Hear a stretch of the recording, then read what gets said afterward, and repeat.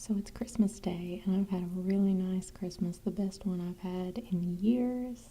It's so cool to be up here with the family that I don't normally see and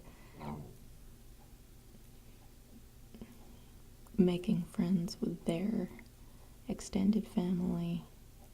And I just feel really good. I have eaten some things today that I shouldn't.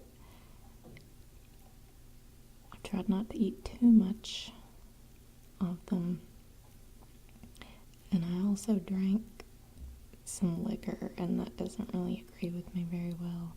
I'm still belching a lot, but I don't really feel sick. I feel bloated, and I don't feel fantastic, but I don't feel bad. I mean, I do feel kind of fantastic because I feel really happy, but my stomach is under a bit of strain. And yeah, I'm sitting here in the bathroom again late at night because I have to find some place where I can vlog after everyone is in bed, and I'm trying not to talk loud. I'm sitting on the floor, I've got my head under the sink here, just trying to kind of muffle myself. It's ridiculous. Well, I'll be back on the road tomorrow going home. So,